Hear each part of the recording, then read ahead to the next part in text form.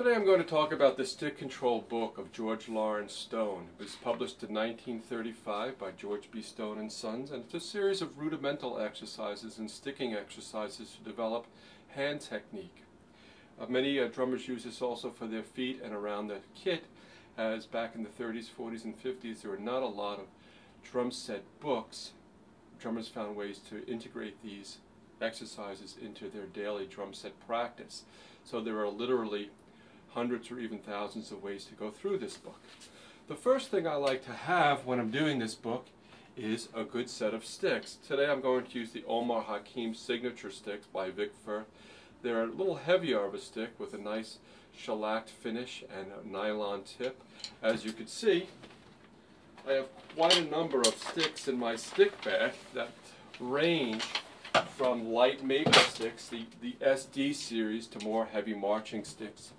And I find that to be really a good way to mix up doing the exercises, not only to do them at different metronome speeds, but also to do them with different types of sticks, thin, fat, heavy, and light. The important thing to think about when doing these exercises is what they are really geared towards. And what they are geared towards are really two things, one of which is the development of the fulcrum, and the other one is the development of the rebound stroke. I use a index finger fulcrum where the thumb is about halfway back here on the Firth stick right over the flag. The index finger balances out the thumb on the other side. You can wrap it around a little, and using the match grip it looks like this. So I'm actually going to have a fulcrum point where this stick will naturally rebound. I use three types of strokes. The fundamental stroke is the upstroke. That brings the stick up. The downstroke, which taps the drum or hits the drum. And then the third stroke is the rebound. So up, rebound.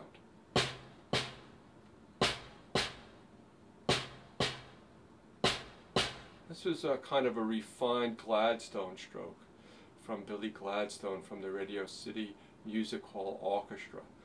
And if you're doing number 3 with this technique, it'll look like this.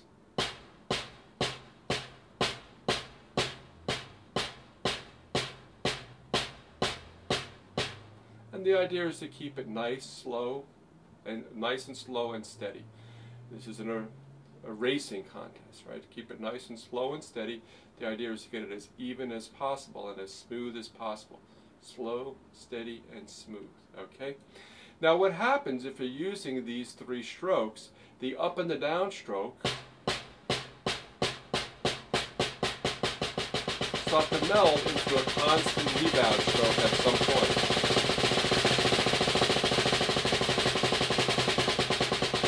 And then the rebound stroke will also at some point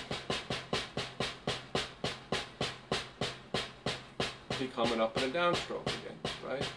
I like to use a full range of motion on these to get a nice full exercise. So that's why I use the up and down stroke, even though there's going to be a point at which those strokes disappear. So if you're doing these with just a rebound stroke, let's say from a low level here, you could do them like this.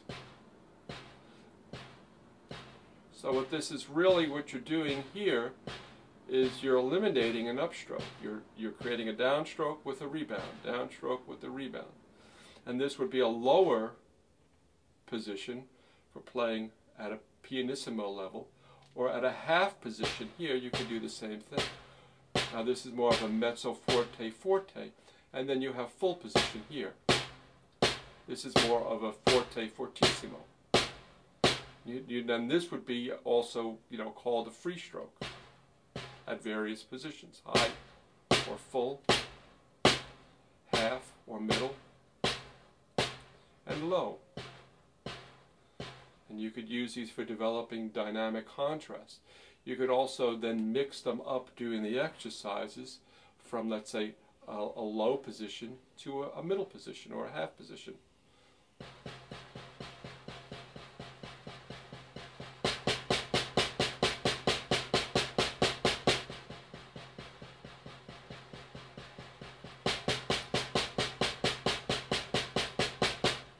So there you already have several different ways that you could just go through the book with different hand concepts involved with how you go through the book.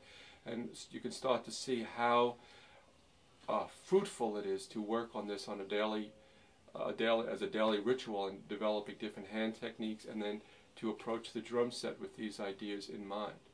Thank you very much.